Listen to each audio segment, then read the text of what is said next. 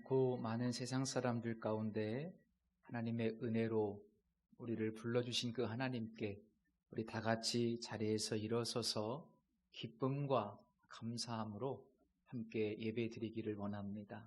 기도하겠습니다.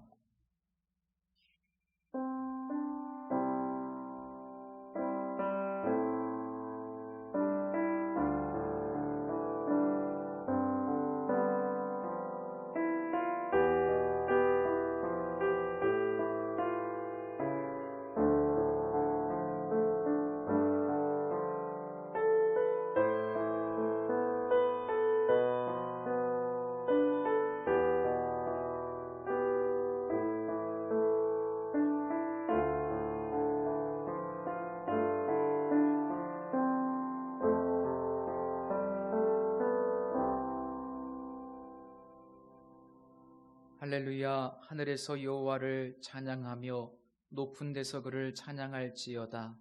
그의 모든 천사여 찬양하며 모든 군대여 그를 찬양할지어다. 해와 달아 그를 찬양하며 밝은 별들아 다 그를 찬양할지어다. 하늘의 하늘도 그를 찬양하며 하늘 위에 있는 물들도 그를 찬양할지어다. 우리의 피난처요 견고한 망대가 되시는 하나님, 사막과 같이 메마른 세상길에서 저희들에게 일용할 양식과 필요한 물질로 채워주신 은혜에 감사를 드립니다. 오늘은 거룩한 주일을 맞이하여 주님께서 펼쳐주신 날개 그늘 아래로 피하여 왔사오니 안식을 주옵소서. 주님께서 세워주신 견고한 망대로 모여온 저희들을 받아주시고 평안을 주옵소서. 주님의 인자하심을 베푸사 예배하는 저희들에게 하늘의 기쁨을 누리게 하여 주옵소서. 예수님의 이름으로 기원하옵나이다. 아멘. 우리 함께 경배송 예수 우리 왕이여 찬양 올려드리겠습니다.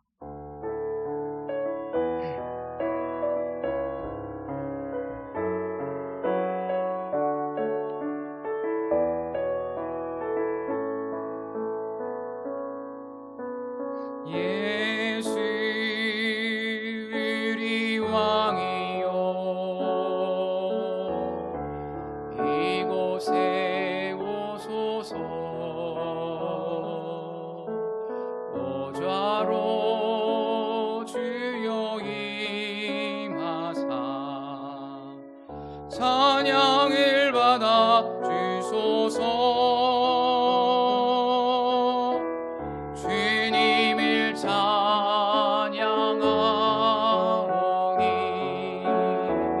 주님을 경배하오니 왕이신 예수여 오셔서 좌정하사 다스리소. 주님을 찬양하오니 주님을 경배하오니 주님을 찬양하오니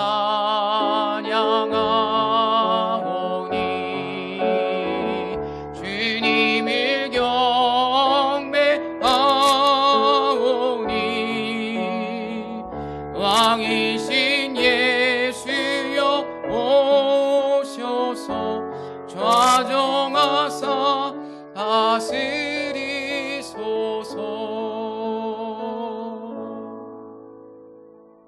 아멘. 우리 함께 사도신경으로 신앙 고백 드리겠습니다. 나는 전능하신 아버지 하나님 천지의 창조주를 믿습니다. 나는 그의 유일하신 아들 우리 주 예수 그리스도를 믿습니다.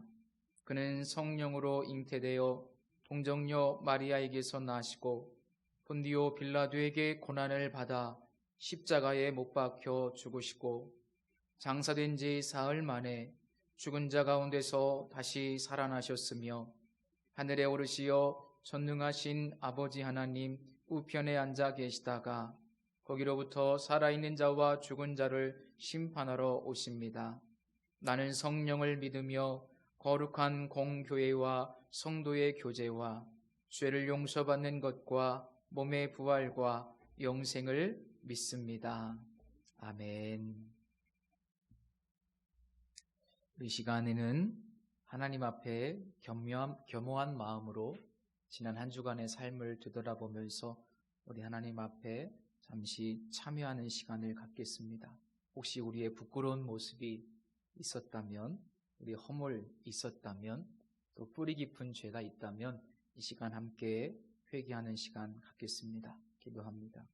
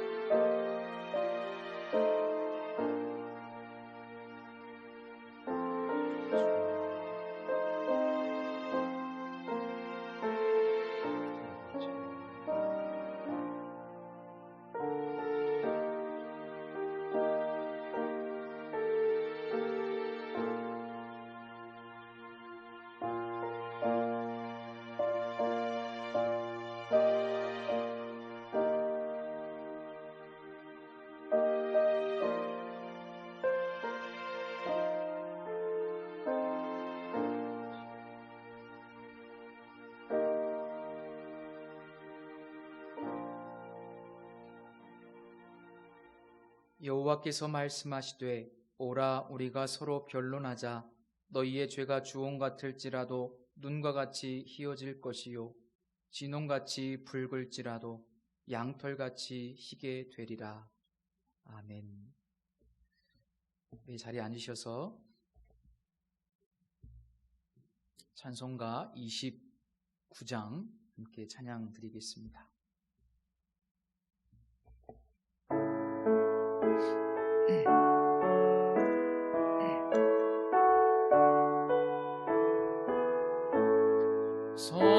성도여 다 함께 할렐루야 아멘. 주 찬양하여라 할렐루야 아멘. 주 보좌 앞에서 택하신 은혜를 다 찬송하여라 할렐루야 아멘. 만민을 열어라 할렐루야 아멘. 온 하늘 열려라 할렐루야 아멘.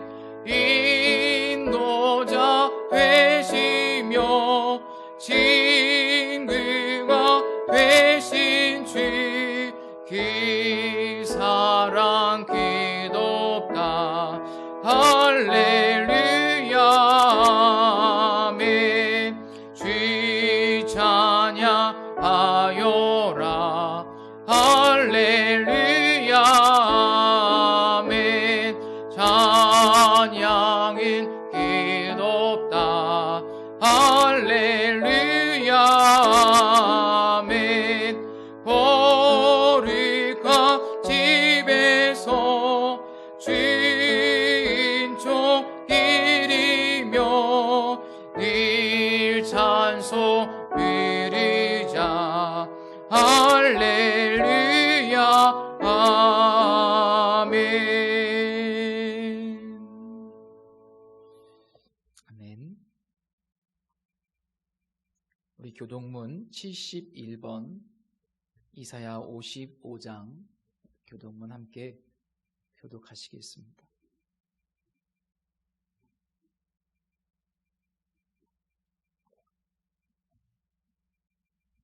오라 너희 모든 목마른 자들아 물로 나아오라. 돈 없는 자도 오라.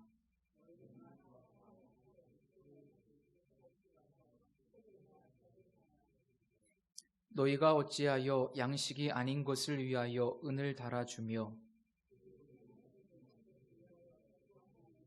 내게 듣고 들을지어다.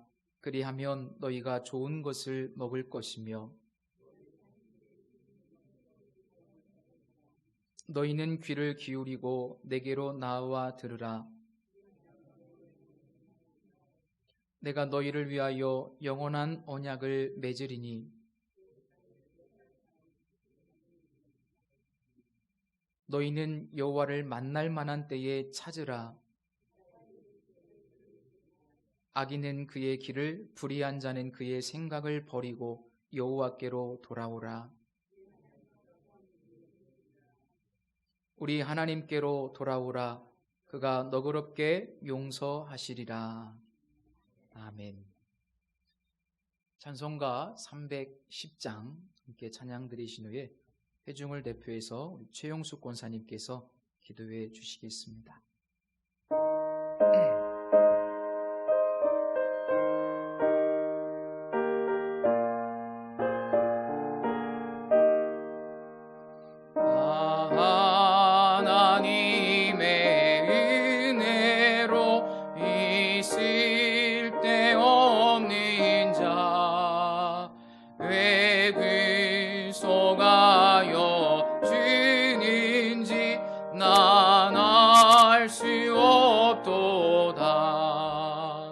내가 믿고 또 의지함인 내 모든 형편하시는 주님, 늘 보호해 주실 것을 나는 확실히 아네.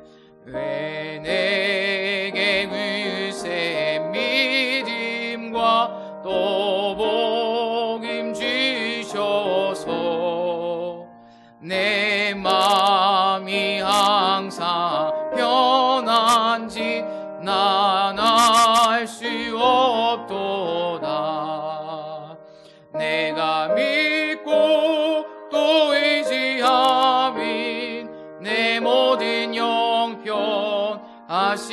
주님, 늘 보호해 주실 것을 나는 확실히 아네. 왜 내게 성령 주셔서 내 마음 감동해. 주 예수 믿게 하는지 난 알 수 없도다. 내가 믿고 또 의지함이 내 모든 형편하시는 주님, 늘 보호해 주실 것을 나는 확실히 아네. 주 언제 강림하실지 혹밤에 혹낮에 또 주님 만날 그곳도 난 알 수 없도다. 내가 믿고 또 의지함이 내 모든 형편하시는 주님, 늘 보호해 주실 것을 나는 확실히 아네. 아멘.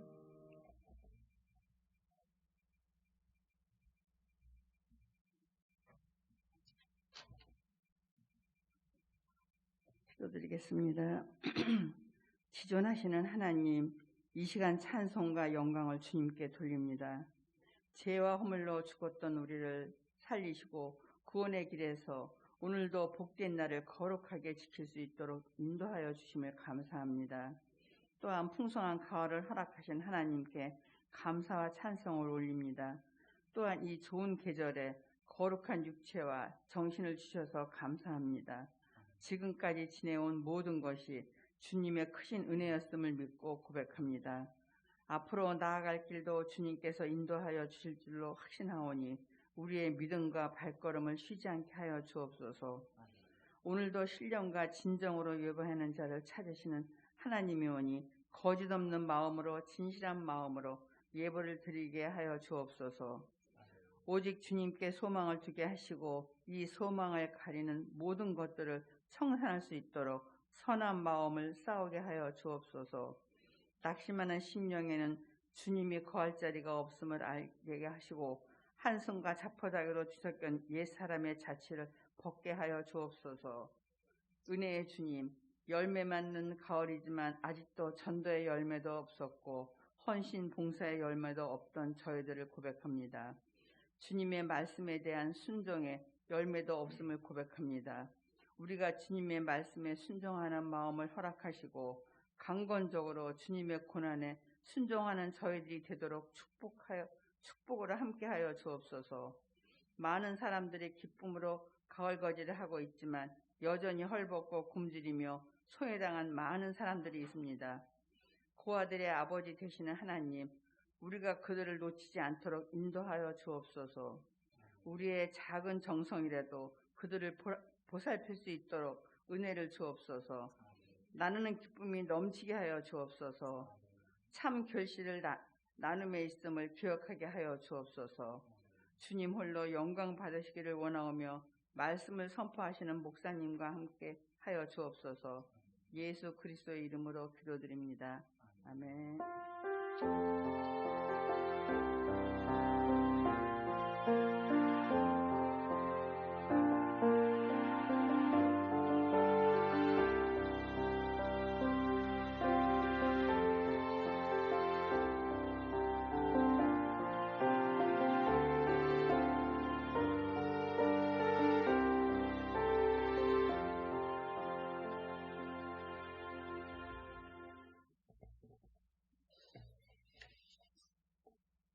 오늘 우리에게 주시는 하나님의 말씀 보겠습니다. 요한복음 5장 1절에서 9절까지의 말씀입니다. 신약성경 149면 요한복음 5장 1절에서 9절까지의 말씀입니다. 우리 다 같이 한 목소리로 봉독해 올리겠습니다. 그 후에 유대인의 명절이 되어 예수께서 예루살렘에 올라가시니라.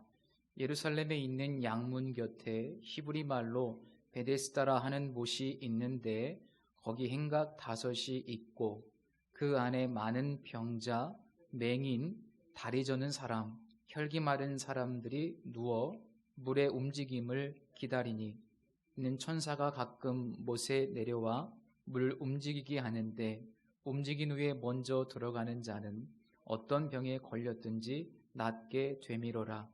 거기 38해 된 병자가 있더라. 예수께서 그 누운 것을 보시고 병이 벌써 오래된 줄 아시고 이르시되 내가 낫고자 하느냐. 병자가 대답하되 주여 물이 움직일 때에 나를 못에 넣어주는 사람이 없어 내가 가는 동안에 다른 사람이 먼저 내려가나이다. 예수께서 이르시되 일어나 내 자리를 들고 걸어가라 하시니 그 사람이 곧 나아서 자리를 들고 걸어가니라. 이날은 안식일이니. 아멘. 거룩하신 하나님,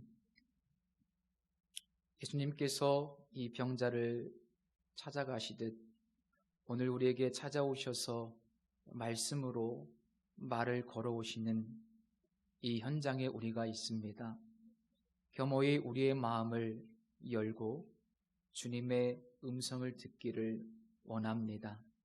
주의 성령께서 이 말씀을 조명하셔서 우리 각 사람에게 깨닫는 바를 허락하여 주시고 또 결단도 허락하여 주시고 순종도 허락하여 주옵소서. 성령의 능력으로 운행하시기를 간절히 소원하며 예수님의 이름으로 기도드립니다. 아멘. 예수님의 제자들을 사도라고 부릅니다. 그 사도들의 제자 그룹들을 속사도라고 부르고 그 속사도들의 제자 그룹들을 교회 용어로는 교부라고 합니다.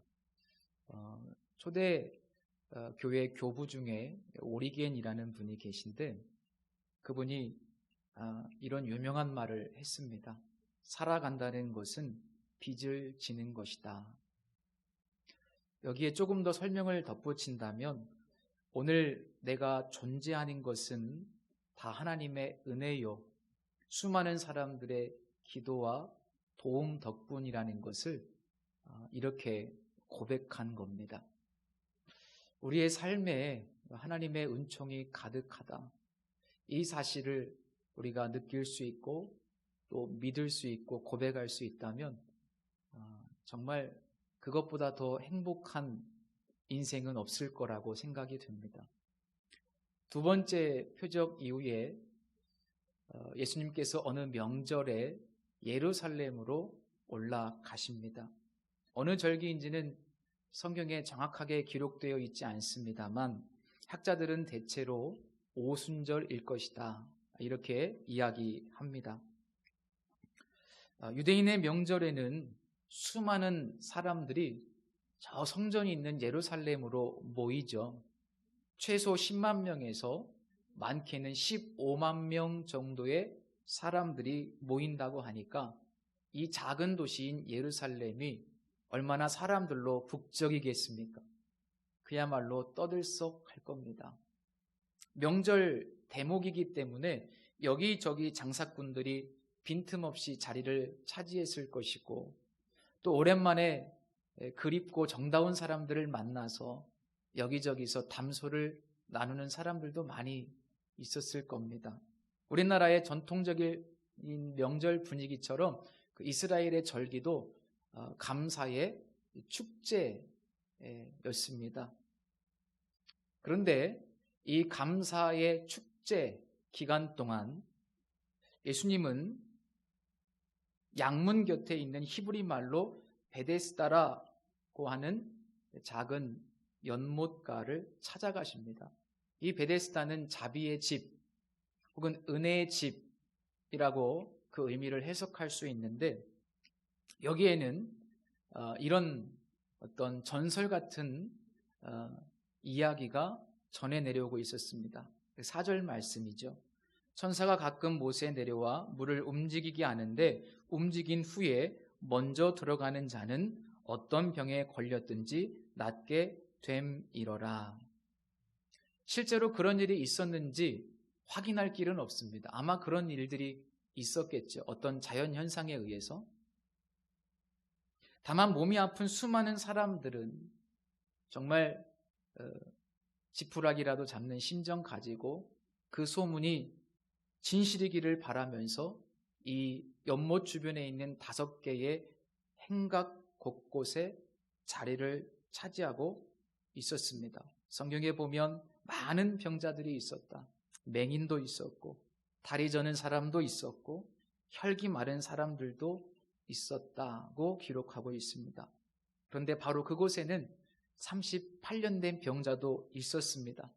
제 생각입니다만 이 38년 된 병자는 축제와 같은 그 유대인들의 이 절기에 어쩌면 가장 소외되고 가장 외로웠던 사람이 아니었을까 그런 생각을 해봅니다. 이 병자는 너무 오랜 기간 동안 중병을 앓고 있었고 그 질병으로 인해서 그의 삶은 극도로 피폐해져 있었고 더군다나 안타까운 것은 그 주변에 이 병자를 도와줄 만한 사람이 단 한 사람도 없었다는 겁니다. 긴 병에 효자 없다라는 말이 있지 않습니까? 이 병자의 대답을 한번 보십시오. 물이 움직일 때에 나를 못에 넣어주는 사람이 없다라고 이야기합니다. 그의 주변에는 아무도 없었습니다. 그는 철저히 버려진 존재였고 아무도 그에게 관심을 두지 않습니다. 언젠가 이어령 선생님의 글에 보니까 이런 내용이 있습니다. 동사자들은 대개가 다 혼자이다. 성냥팔이 소년처럼 그 많은 사람들이 지나다니는 거리에서 혼자 얼어 죽는다. 동사자들의 죽음은 추위 때문이 아니라 외로워서, 곁에 사람이 없어서, 결국엔 사랑이 없어서 죽는 것이다. 그분의 글에 깊이 공감이 됐습니다. 혼자이기 때문에 얼어 죽는 것이 아니고 외로워서, 사랑이 없어서 죽는 것이죠. 예수님은 이 명절에 가장 소외된 사람, 어쩌면 가장 외로웠던 사람, 그래서 그 누구보다 사랑이 가장 많이 필요했던 그 한 사람을 찾아가십니다. 성숙한 신앙이란 뭘까요? 여러 가지 이야기할 수 있겠죠. 그런데 성숙한 신앙이란 오늘 예수님의 모습을 보면 찾아가는 신앙이라고 말씀드리고 싶습니다. 성숙한 신앙, 찾아가는 신앙이죠. 또 성숙한 신앙이란 저 높은 곳을 바라보고 저 높은 곳을 향해서 질주하는 것이 아니라 낮은 곳을 향하는 신앙. 쉬운 일이 아닙니다. 그야말로 예수님을 닮은 모습이죠. 바로 이 모습이 예수님의 모습입니다. 혹시 내 주변에 내가 한 번쯤 돌아봐야 될 사람이 있는가? 내가 한 번쯤 찾아가야 될 사람이 있는가? 한번 이 말씀을 들으시고 한번 생각해 보십시오. 나의 손길이 필요한 영혼이 있을까? 아마 있을 겁니다. 예수님은 왜 이 38년 된 병자를 찾아가셨을까? 여기서 병자라는 말은 무기력하다, 무력하다라는 의미를 갖고 있습니다. 이 병자는 그 질병으로부터 치유될 가능성이 전혀 없습니다. 전혀 없습니다. 6절 말씀 보시면 예수께서 그 누운 것을 보시고 병이 벌써 오래된 줄 아시고 라는 말씀이 있습니다. 여기서 두 개의 표현을 한번 주목해 보십시오. 하나는 보시고 라는 표현이고 또 하나는 아시고 라는 표현입니다. 참 놀라운 것은 예수님께서 이 38년 된 병자의 깊은 절망과 고통을 알고 계신다는 사실입니다. 이 표현은 마치 출애굽기 3장 7절 말씀과 유사합니다. 여호와께서 이르시되 내가 애굽에 있는 내 백성의 고통을 분명히 보고 그들이 감독자로 말미암아 부르짖음을 듣고 그 근심을 알고 하나님께서 모세에게 이렇게 말씀하십니다. 내가 이스라엘 백성들의 고통을 분명히 보고 있고 듣고 있고 알고 있다. 참 놀라운 사실 아닙니까? 하나님께서 그들의 고통을 다 보고 계시고 그들의 부르짖음을 듣고 계시고 알고 계시다. 이어지는 출애굽기 3장 8절 말씀에 보니까 내가 내려가서 그들을 애굽인의 손에서 건져내고라고 말씀하고 있습니다. 우리는 살다 보면 간혹 고통스러운 이 땅의 현실과 이웃들을 마주하게 될 텐데 그런데 우리는 외면할 때가 많습니다. 누군가 도와주겠지, 누군가 하겠지, 그럴 때가 많아요. 그런데 하나님은 결코 그런 분이 아닙니다. 하나님께서 인간의 고통을 보시고 또 아신다면 그저 가만히 팔짱을 끼고 지켜보고 계시는 분이 아니라 반드시 어떤 행동을 취하시는 분이십니다. 그것이 바로 우리를 향한 하나님 아버지의 마음이죠. 예수님은 그 38년 된 병자가 누워있는 곳을 보시고 그 병이 너무나 오래된 것을 아시고 긍휼한 마음이 들었습니다. 그의 고통이 예수님을 고통스럽게 했습니다. 우리가 반드시 고난의 때에 기억할 귀중한 메시지, 우리가 고통당할 때 예수님도 고통스러워 하신다는 사실입니다. 우리가 아파할 때 예수님도 아파하십니다. 반드시 기억하십시오. 결국 예수님은 그 무력한 병자의 인생에 찾아가셔서 손을 내밀어 주십니다. 말씀하십니다. 네가 낫고자 하느냐? 낫고자 하느냐? 이 질문은 당신은 건강하게 되기를 원하고 있습니까? 라는 의미입니다. 그런데 이 질문의 의도를 조금 더 그 다음 구절에 의해서 해석을 해본다면 이런 질문에 가깝습니다. 당신에게 아직도 나을 수 있는 소망이 있습니까? 병자의 대답을 한번 볼까요? 주여, 물이 움직일 때에 나를 못에 넣어주는 사람이 없어 내가 가는 동안에 다른 사람이 먼저 내려가나이다. 이 병자는 나를 도와줄 사람이 단 한 사람도 없습니다 라고 하는 것을 간접적으로 이야기하면서 나에게는 아무런 소망도 없습니다. 다른 사람들처럼 나를 도와서 저 우물 안쪽까지 나를 데려갈 사람도 한 사람 없습니다. 나에게는 소망이 전혀 없습니다. 그렇게 자신의 절망을 드러냄과 동시에 자신에게 말을 걸어오는 이 낯선 젊은이에게 일말의 동정심을 기대합니다. 그렇습니다. 이 병자에게는 완전한 절망뿐입니다. 단 1%의 가능성도 없는 사람이기 때문에 예수님께서 그 병자를 찾아가신 겁니다. 이 연못의 이름이 뭐였죠? 베데스다죠. 해석을 하면 자비의 집 혹은 은혜의 집이라는 뜻인데, 이 38년 된 병자의 고백을 보면 자비의 집에 자비가 없습니다. 은혜의 집에 은혜가 없는 것을 볼 수 있습니다. 나를 못에 넣어주는 사람이 없어 내가 내려가는 동안에 다른 사람이 먼저 내려가나이다.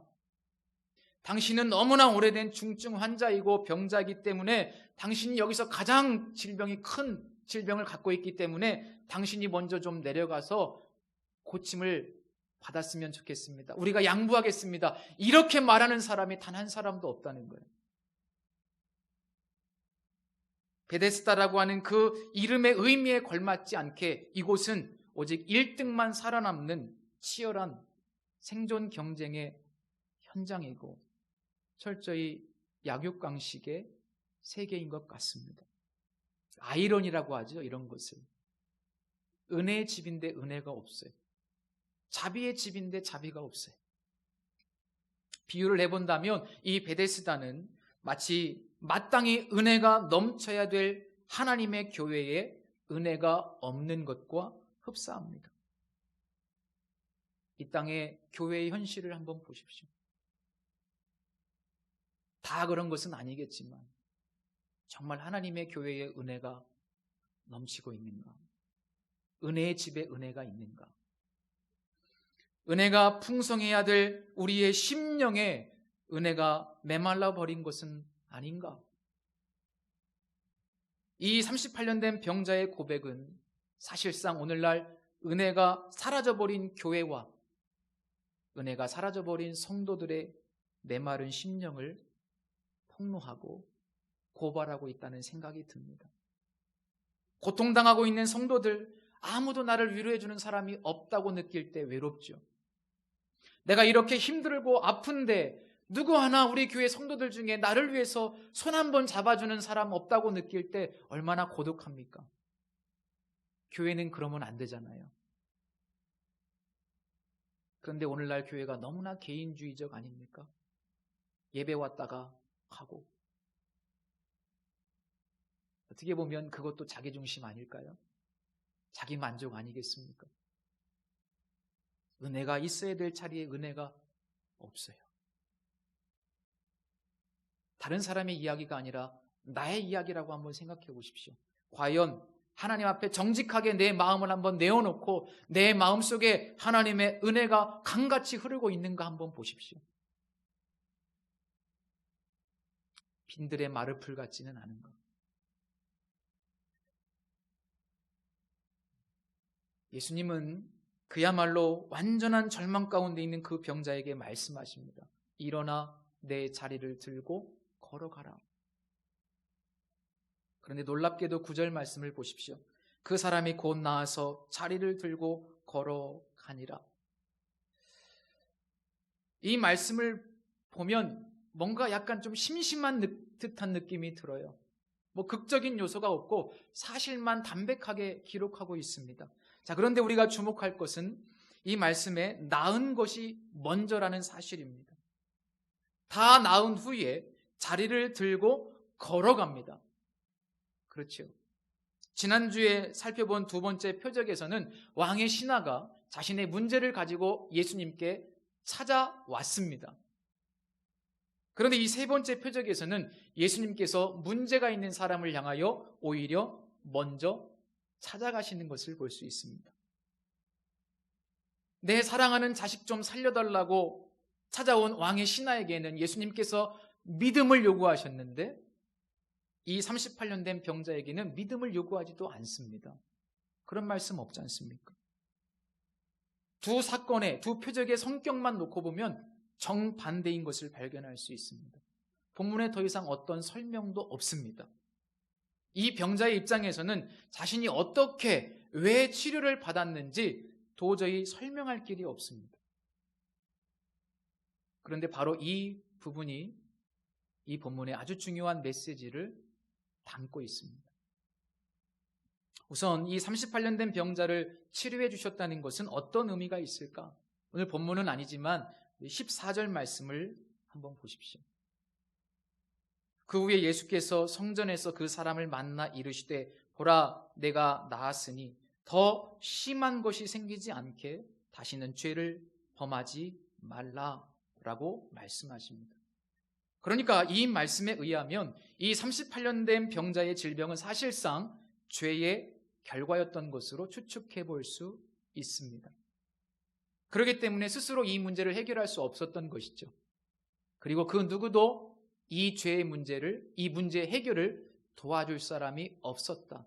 도와줄 사람이 없었다는 것은 근본적으로 이 문제가 죄의 문제였다는 것을 암시해 주는 표현입니다.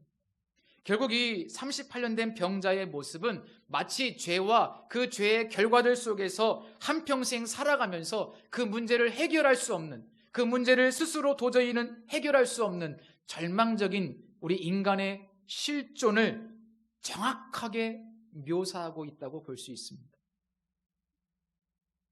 이 땅에 있는 수많은 예수 믿지 않는 사람들, 그들의 정확한 실존이 바로 이렇게 무기력한 38년 된 병자의 모습이라는 것. 그리고 이 병자의 모습은 정확하게 예수님을 믿기 이전에 바로 우리의 모습이었습니다. 그 누구도 이 죄의 문제를 해결해 주거나 도와줄 사람이 없습니다. 오직 우리의 삶 가운데 찾아오셔서 손 내밀어 주시는 예수 그리스도 그분을 통해서만 죄의 문제를 해결할 수 있다는 것이 바로 이 표적의 중요한 메시지입니다. 예수 그리스도만이 이 세상의 유일한 소망입니다. 예수 그리스도만이 이 땅의 유일한 소망입니다. 그리스도만이 죄와 그 죄의 결과들 속에서 살아가는, 마치 38년 된 병자처럼 살아가는 이 땅의 수많은 사람들의 유일한 소망 되시죠. 우리가 분명히 이 사실을 믿는다면 우리가 어떻게 살아야 될까요? 복음의 증인이 되어야 합니다. 마치 예수님처럼 절망과 고통의 현장을 향하여 사랑의 손길을 내밀어야 돼요. 예수님만의 소망이기 때문에. 또 하나 중요한 메시지가 있는데 21절 말씀을 보실까요? 오늘 본문은 아니지만 21절, 아버지께서 죽은 자들을 일으켜 살리심같이 아들도 자기가 원하는 자들을 살리느니라. 이 사건의 연장선상에서 기록된 말씀입니다. 아들도 자기가 원하는 자들을 살리느니라. 바로 여기에 답이 있습니다. 어떻게 이 병자가 치료를 받았습니까? 왜 이 병자를 치료해 주셨습니까? 한마디로 설명한다면 예수님께서 원하셨기 때문입니다. 이게 답이에요. 만약 이 병자에게 어떻게 당신이 치료를 받았습니까? 라고 묻는다면 이 병자의 입장에서는 아무것도 대답할 말이 없습니다. 예수님을 찾아간 것도 아니고 더욱이 믿음을 가진 것도 아니었기 때문입니다. 단지 예수님께서 원하셨기 때문입니다. 그래서 이 사건을 병자의 입장에서 설명한다면 내가 고침을 받은 것은 내게 아무런 이유가 없습니다. 그것은 오직 하나님의 은혜입니다. 라고 밖에는 설명할 길이 없다는 겁니다. 제가 질문을 한번 해볼게요. 우리 성도님들 어떻게 죄로부터 구원받았습니까? 어떻게 내가 구원받았습니까? 어떻게 우리가 이 자리에 앉아서 예배할 수 있습니까? 가장 큰 축복 받으셨는데 설명할 수 있나요? 나의 공로가 있었습니까? 내가 구원받을 만한 어떤 조건이 있었습니까? 내가 의로웠습니까? 절대로 그렇지 않아요. 마치 이 38년 된 병자처럼 1%의 희망도 없었어요. 내가 많고 많은 사람 중에 예수님이 믿어지는 은혜를 누리고 영생의 축복을 누리고 오늘 이 자리에서 하나님의 백성으로 예배할 수 있는 것은 설명할 길이 없어요. 하나님의 은혜입니다. 하나님의 주권입니다. 얼마나 큰 은혜인지 알 수 없습니다. 그래서 우리의 입장에서 구원은 오직 하나님의 은혜인 거죠. 오늘 본문의 이 병자처럼 다메섹 도상에서 전혀 예상할 수 없었던 장소에서 전혀 예상하지도 못한 시간에 찾아오시는 예수님을 만났던 사도 바울. 그런 그 놀라운 구원의 은총을 경험하고 나와 같은 죄인을 찾아오시는 주님의 놀라우신 은혜를 찬양하며 그는 에베소서 2장 8절 9절에서 이렇게 고백합니다. 너희는 그 은혜에 의하여 믿음으로 말미암아 구원을 받았으며 이것은 너희에게서 난 것이 아니요 하나님의 선물이라. 하나님의 선물이라. 하나님께서 이 병자에게 선물을 주신 거예요. 하나님께서 우리에게 구원의 은혜를 선물로 주신 겁니다. 행위에서 난 것이 아니니 이는 누구든지 자랑하지 못하게 하려 함이니라. 이 놀라운 하나님의 은혜에 우리가 눈을 뜨게 되면 우리는 더 이상 하나님의 사랑을 받기 위해서 더 해야 될 것도 없고 그 무엇도 하나님의 사랑을 약화시킬 수 없다는 것을 깨닫게 됩니다. 마음대로 살라는 것이 아니고 무슨 짓을 해도 하나님의 사랑에서 멀어지지 않습니다. 내가 값없이 은혜를 선물로 받았기 때문에 어떻게 해도 그 은혜가 사라지지 않는 거예요. 그게 은혜입니다. 스스로 정죄하지 마시고요. 또 반대로 스스로 의롭다고 착각하지도 마십시오. 우리의 삶은 그저 하나님의 은혜예요. 우리의 이 신앙생활 그리고 우리가 하나님께 드리는 헌신은 뭡니까? 우리의 업적과 공로로 쌓이는 게 아니고요. 그 하나님의 은혜에 대한 아주 미미한 반응일 뿐이에요. 어떤 것으로도 은혜를 갚을 수는 없습니다. 토비아스의 우물이라는 동화책이 있습니다. 맥스 루케이도의 책인데 사막 한가운데 있는 어느 마을에 토비아스라는 사람이 살고 있었습니다. 그는 아주 물이 풍부한 우물을 하나 가지고 있었는데 아들 줄리안과 함께 마을 사람들에게 얼마든지 물을 떠가라. 얼마든지 물을 떠가라. 다 나눠줬어요. 그리고 동네 사람들의 어려움과 고통을 들어주고 도와줬습니다. 그러던 어느 날 토비아스와 아들 줄리안은 엘제비르라고 하는 종에게 이 우물을 맡기고 멀리 먼 길을 떠나게 되었습니다. 물론 누구에게든지 물을 거저 주어야 한다고 명령을 했습니다. 엘제비르는 이 처음에는 주민들에게 마을 사람들에게 물을 마음껏 떠가라고 이야기를 했습니다. 자기 주인이 그렇게 했고 또 주인의 명령이기도 했기 때문에. 그런데 보니까요 마을 사람들이 괘씸한 거예요. 물을 떠가는데 아무도 고맙다는 말을 하지 않는 겁니다. 생각해 보니까 막 부화가 나요. 그래서 조건을 내겁니다. 앞으로는 고맙다고 말하는 사람에게만 물을 줄 거야. 또 시간이 지나면서 그 다음에는 착한 사람들에게만 물을 줄 거야. 이런 식으로 조건을 하나하나씩 달고 점점 더 기준을 높여갔습니다. 결국 그 높은 기준 때문에 마을 사람들 중에 물을 길어갈 수 있는 사람은 거의 없게 되고 아무도 이제 노력을 해서는 안 된다는 것을 안 마을 사람들은 엘제비르의 마음에 들기 위해서 노력도 하지 않게 됐습니다. 온 동네 사람들이 목말라하는 어느 날 한 나그네가 그 마을에 들어왔고 우물로 갔습니다. 그 나그네는 우물로 가서 그 물을 좀 얻어 마시려고 합니다. 그런데 그날도 역시 엘제비르는 거드름을 피우면서 트집을 잡습니다. 물 안 주려고 하는 거죠. 나한테 잘 보이라 이거죠. 근데 바로 그 순간 그 나그네가 머리에 쓰고 있던 수건을 천천히 벗으면서 자신이 물 주인의 아들인 줄리안이라는 것을 밝힙니다.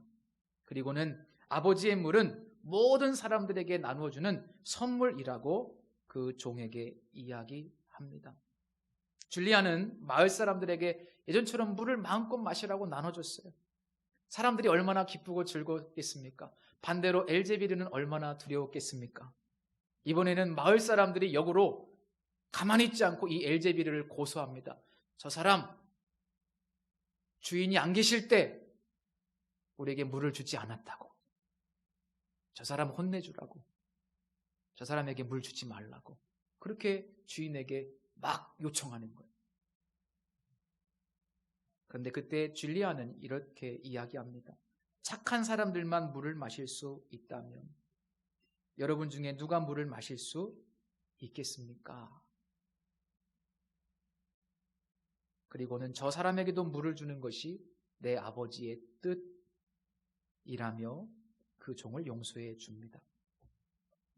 성도 여러분, 혹시 우리는 뭔가 착한 일을 했기 때문에 아니면 내가 구원받을 만한 다른 사람들보다 어떤 조건을 가지고 있었기 때문에 구원을 받았다라고 하는 생각 혹시 하고 있지는 않습니까?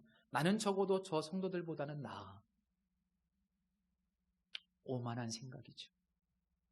아니면 혹시 우리는 엘제비르처럼 그 하나님의 놀라운 은혜를 잊어버리고 그렇게 자기의 기준과 조건들을 가지고 그렇게 사람들을 대하고 있지는 않습니까? 내 마음에 들면 사랑하고 내 마음에 안 들면 사랑하지 않고. 9절 말씀에 의하면 이날은 안식일이라고 기록하고 있습니다. 예수님께서는 의도적으로 이 안식일날 병을 고쳐주신 것 같습니다. 왜? 안식일로 대변되는 이제 율법의 시대가 지나갔고 예수 그리스도를 통해서 이 땅에 새로운 은혜의 시대가 도래했기 때문입니다. 결국 9절 말씀의 결론은 이 놀라운 은혜를 경험한 우리 모두는 무슨 법을 가지고 살아야 된다? 은혜의 법을 가지고 살아가야 된다. 이것을 암시해주고 있습니다. 성경 한 구절 읽어드리고 마치겠습니다. 마태복음 18장 33절입니다. 내가 너를 불쌍히 여김과 같이 너도 내 동료를 불쌍히 여김이 마땅하지 아니하냐. 기도하겠습니다. 은혜로우신 아버지, 우리는 마치 10,000달란트의 빚을 탕감받은 자처럼 너무나 큰 구원의 은혜를 받았습니다. 아무리 생각해봐도 내가 이 자리에 있다는 것은 너무나 놀라운 은총입니다. 그 은혜가 우리의 심령과 교회 위에 강같이 흐르게 하옵소서. 그리고 그 은혜가 나를 통하여 낮은 곳으로 흘러가게 하옵소서. 내 기준과 율법적인 시선이 아니라 하나님의 치유된 은혜의 눈을 가지고 살아가게 하여 주옵소서. 예수님의 이름으로 기도드립니다. 아멘. 이 시간은 봉헌 시간인데 찬양 같이 드리겠습니다. 예수 가장 귀한 그 이름, 함께 찬양 드리겠습니다.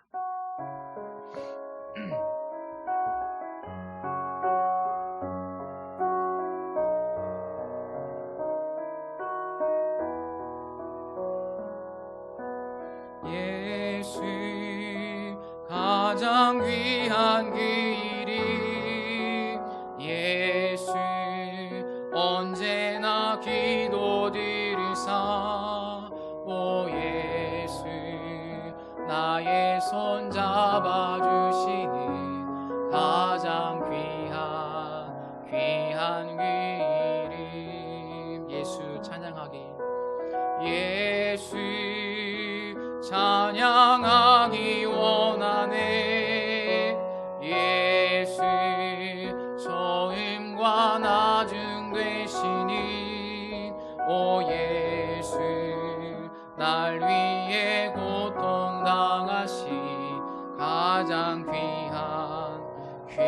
귀한 그 이름 예수 왕의 왕이 되신 주 예수 왕의 왕이 되신 주 예수 당신의 끝없는 사랑 오 예수 목소리 높여 찬양해 가장 귀한 우리 3절 다시 한번 찬양드립니다. 예수 왕의 왕이 되신 주 예수 당신의 끝없는 사랑 오 예수 목소리 높여 찬양해 가장 귀한 그 이름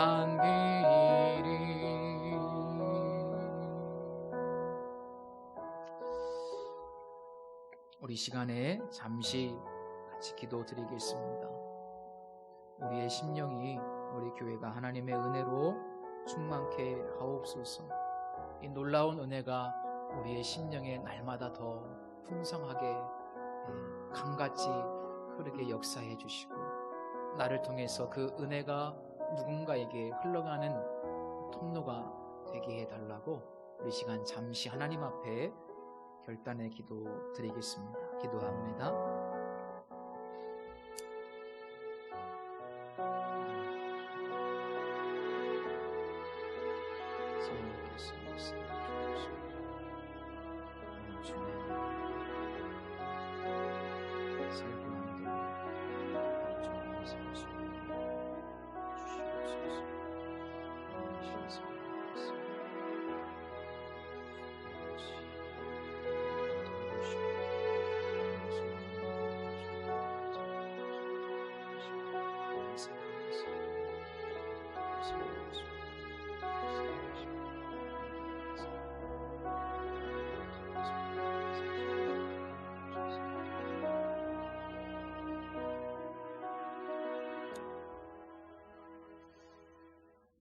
하나님, 주님의 은혜를 우리가 무엇으로 보답할 수 있겠습니까? 오직 한 가지, 그저 예수님처럼 사는 것, 그것이 가장 우리 주님께서 원하시는 일이라고 믿습니다. 우리는 참 부족하고 연약합니다. 또 넘어지고 쓰러집니다. 그러나 다시 한번 결단을 올려드리오니 우리에게 새 힘을 주시고 말씀을 들은 대로 감동이 되는 대로 살아갈 수 있도록 도와주옵소서. 이 시간 주님께 빈손으로 나오지 않고 귀한 감사의 예물을 드린 손길들 있습니다. 하나님 그 마음의 풍요와 그의 산업과 직장과 가정의 복을 주시고 10의 1조로 하나님께 드린 귀한 손길, 하나님이 무엇보다 가장 중요한 분이시기에 그 주권을 인정하며 드린 손길들을 축복하시고 또 하나님께 각 예물을 드린 선교의 손길, 건축의 손길, 모든 그 헌신을 기억하시고 그의 마음이 부욕해 하시고 때를 따라 돕는 하나님의 은혜로 걸음걸음 복을 내려 주옵소서. 예수님의 이름으로 축복하며 기도드립니다. 아멘. 다음 주 일부 예배 기도는 김영현 집사님께서 섬겨주시고요. 또 토요일날 계속해서 중보기도 또 청소 전도 특공대 모임이 진행되고 있습니다. 관심 가져주시고 또 기도해 주시기를 부탁을 드립니다.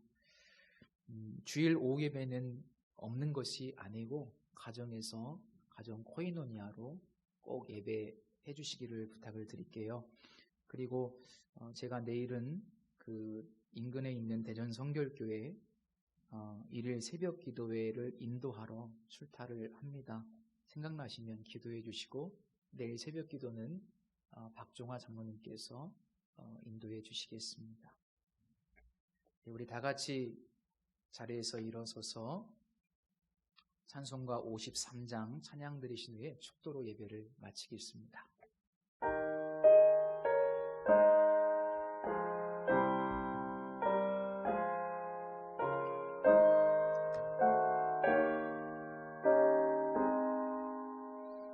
성전을 떠나가기 전 머리를 숙일 때 주께서 함께 계시고 옥내려 주소서. 집 위로 돌아가는 길 주 동행하시고 내 모든 언행 심사를 다 지켜 주소서. 거룩한 날이 다가고 저녁이 되도록 주의 맘에 빛되사 늘 계시옵소서.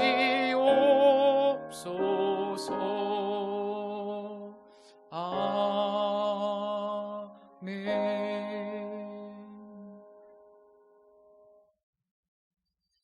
지금은 예수 그리스도의 은혜와 하나님 아버지의 극진하신 사랑하심과 성령님의 충만 교통하심이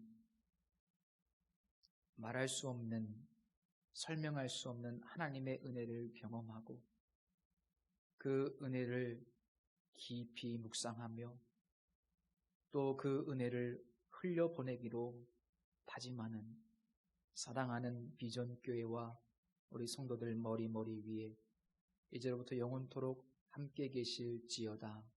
아멘.